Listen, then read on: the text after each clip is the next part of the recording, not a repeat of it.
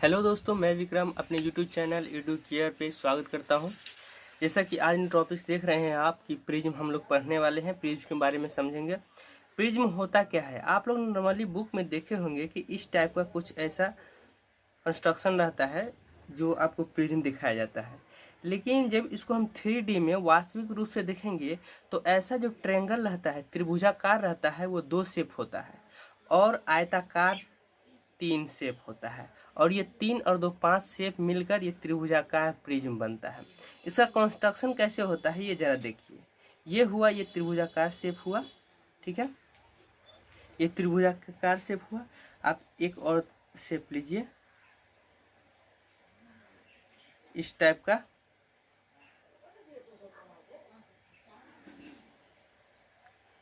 ये हुआ, ठीक है।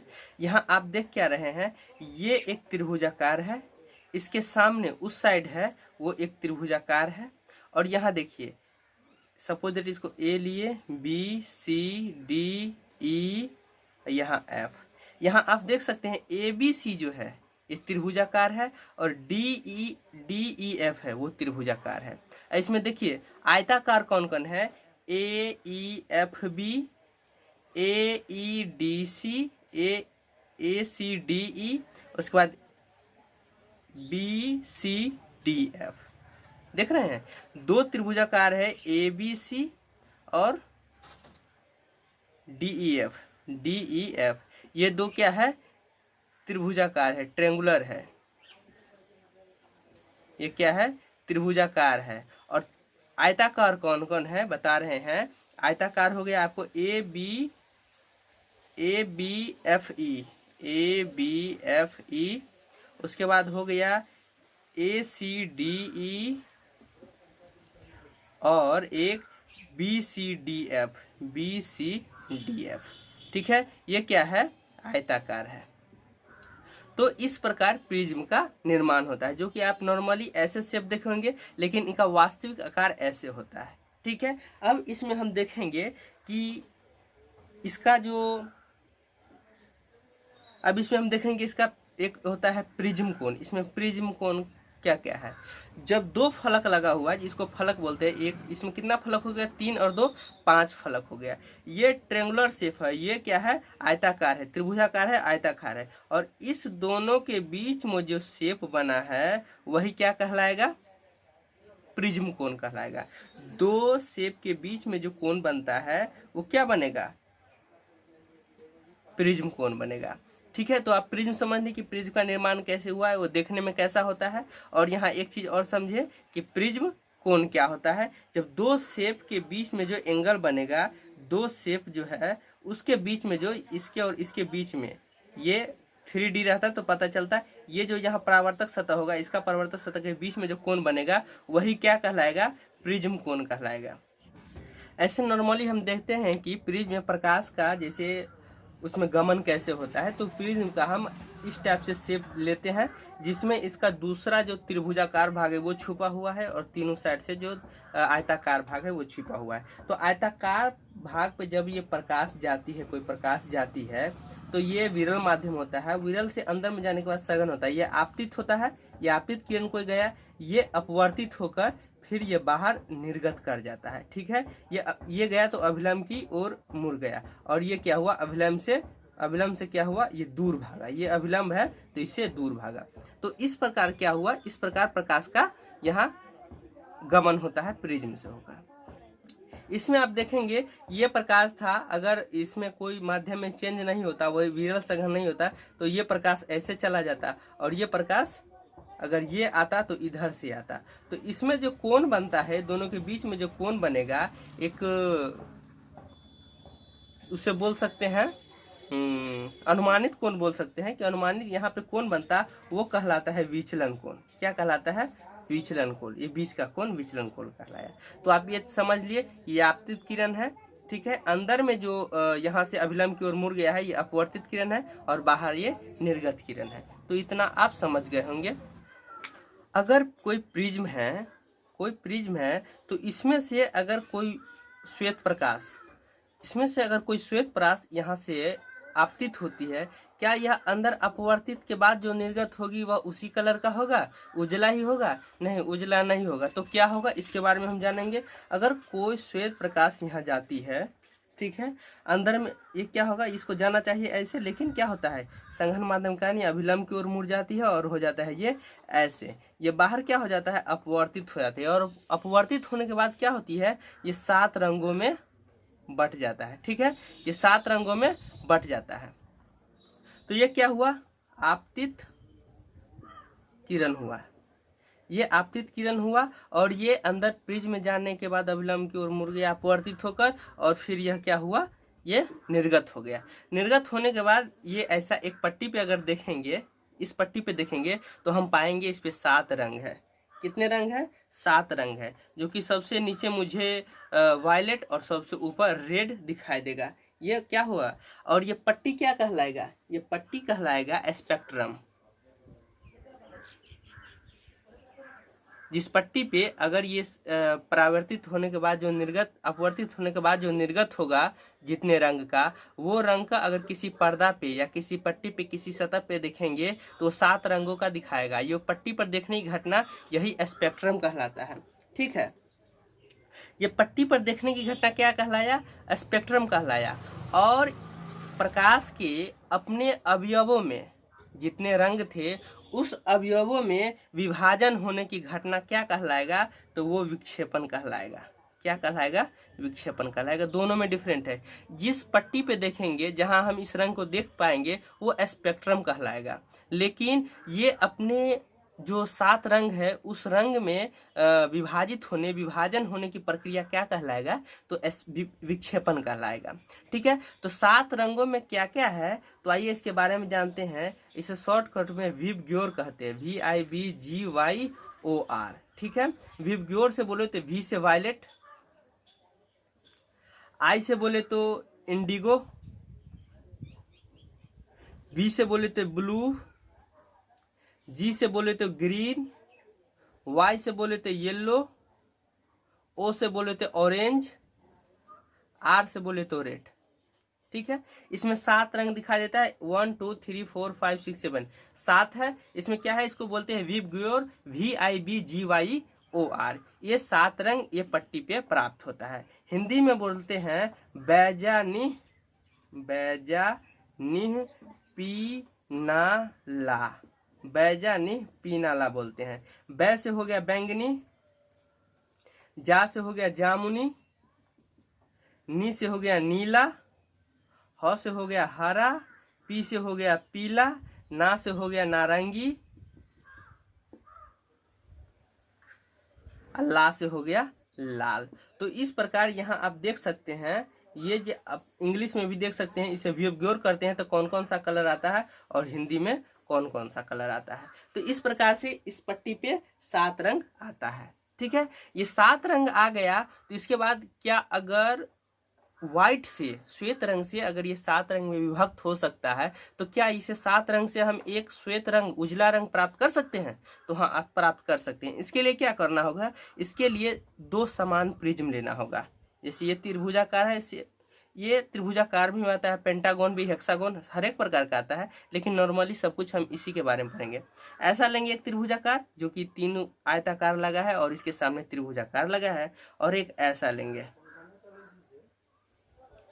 ठीक है, अगर यहाँ कोई लाइट गया व्हाइट, ठीक है, ये क्या हुआ, अपवर्तित हुआ, और ये क्या हुआ, 7 रंगों में क्या हुआ, विभाजित हो गया। और 7 रंगों में क्या होगा, इसके बाद क्या होगा, फिर ये क्या हो जाएगा, अपवर्तित होगा, और ये क्या होगा, फिर व्हाइट एक रंग। ये 7 रंग है, कितना है, ये 7 रंग है। ये क्या है, श्वेत रंग है, एक रंग, ये भी श्वेत रंग है जो कि एक रंग है। तो श्वेत रंग जाकर ये 7 रंग में विभक्त हो गया, तो पुनः हम इसे श्वेत रंग प्राप्त कर सकते हैं। तो इस प्रकार मैंने पढ़ा क्या, कि ये श्वेत रंग का निर्गत होने, अपवर्तित के बाद निर्गत होने के बाद कितने कलर में विभक्त होते हैं, वो कलर कौन कौन से हैं, उस कलर को क्या हम श्वेत रंग में पुनः प्राप्त कर सकते हैं? तो हाँ, हम इसे प्राप्त कर सकते हैं।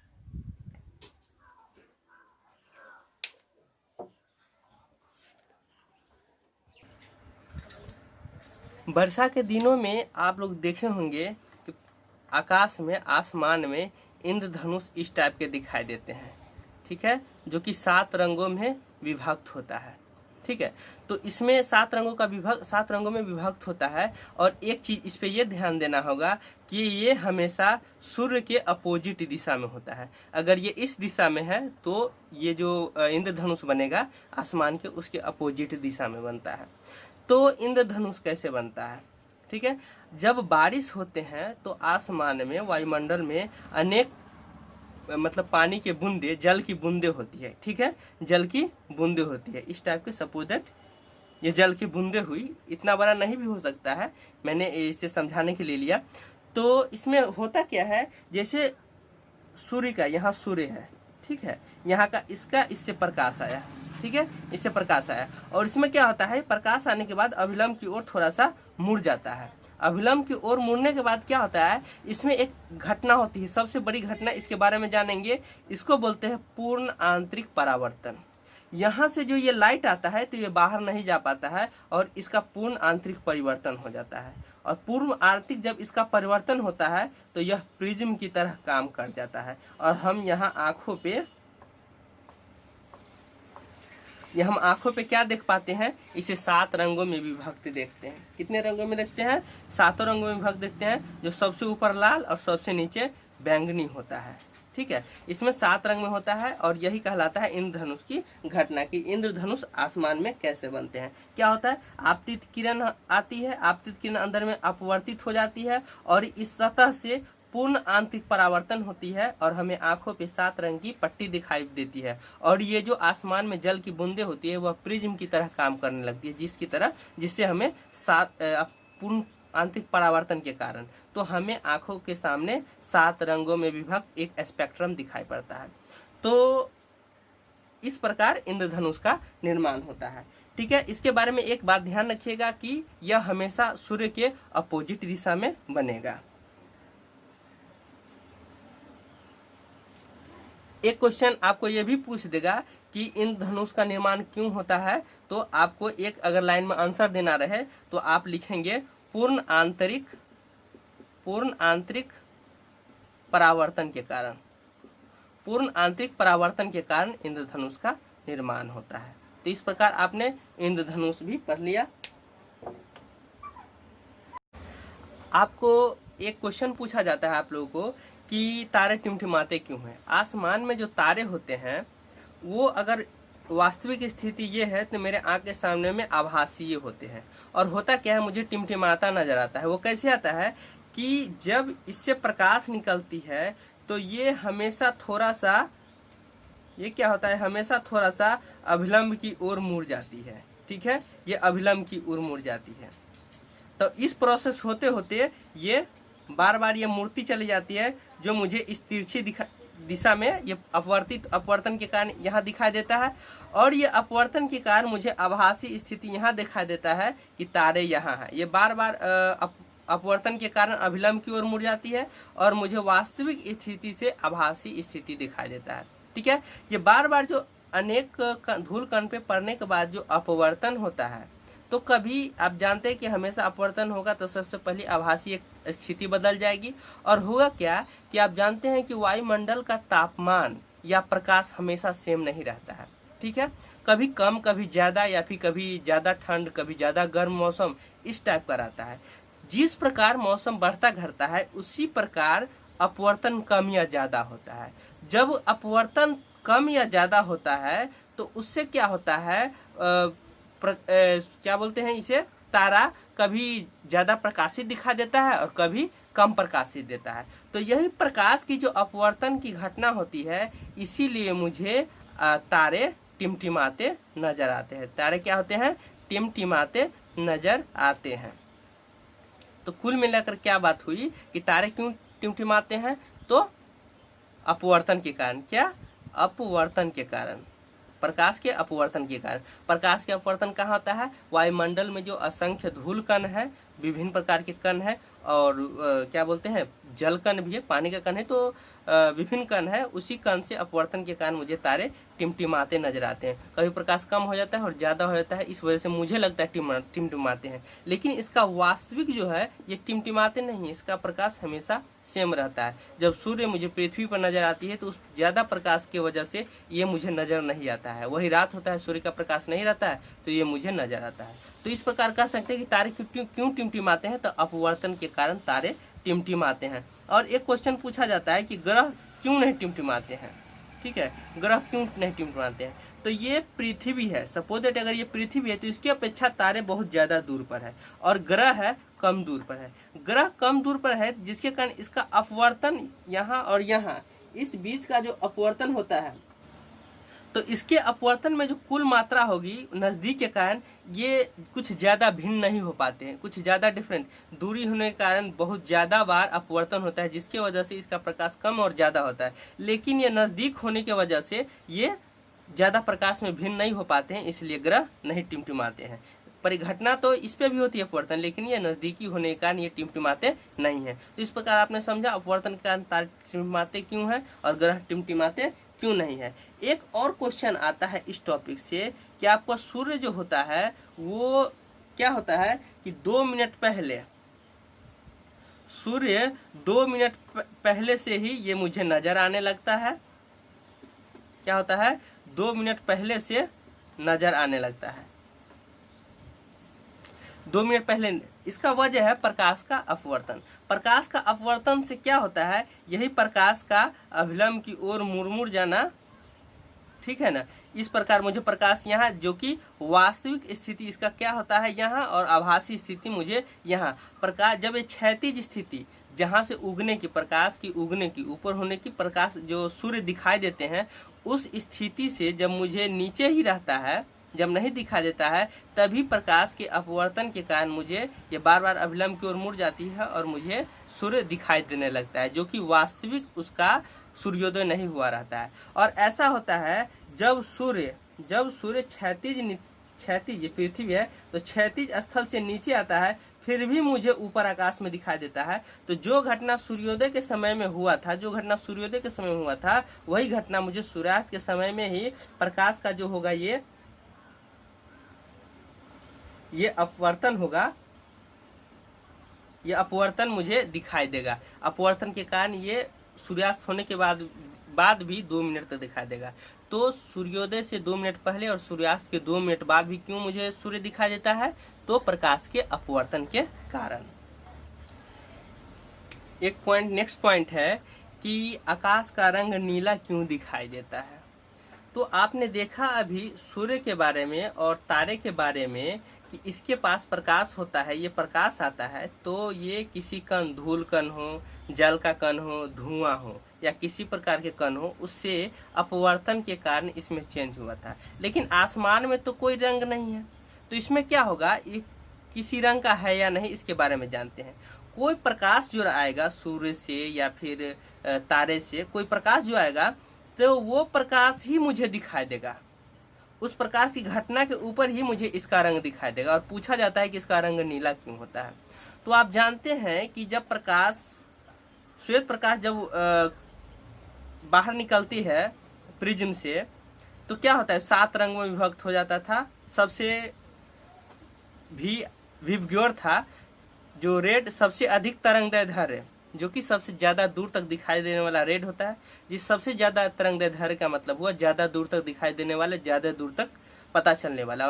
और वायलेट जो होता है, बैंगनी होता है, इसका तरंगदैर्ध्य सबसे कम होता है, ये बहुत कम दूर तक दिखाई देता है। लेकिन इसका जो प्रकीर्णन होता है, बैंगनी का, वायलेट का जो प्रकीर्णन होता है सबसे अधिक होता है।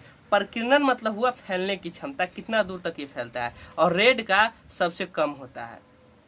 तो क्या होता है, जब कोई प्रकाश वायुमंडल में रहता है तो विभिन्न प्रकार के धूल कण, जल कण एवं अन्य कण से ये क्या होते हैं, अपवर्तित एवं परावर्तित होते रहते हैं। तो इसमें होता क्या है कि रेड तो बहुत कम मतलब कि रेड का जो है उसका प्रकीर्णन बहुत कम होता है। तो प्रकीर्णन होने के कारण क्या होता है, ये बहुत कम ही दूर रहता है। लेकिन ये वायलेट जो है, तो वायलेट क्या होगा, इसका प्रकीर्णन बहुत ज़्यादा होता है। तो हर एक कण पर और रंग की अपेक्षा वायलेट रंग की प्रकीर्णन बहुत ज़्यादा होती है, और वायलेट रंग की प्रकीर्णन ज़्यादा होने की वजह से मुझे धरती पे क्या होता है, आसमान का रंग नीला दिखाई पड़ता है।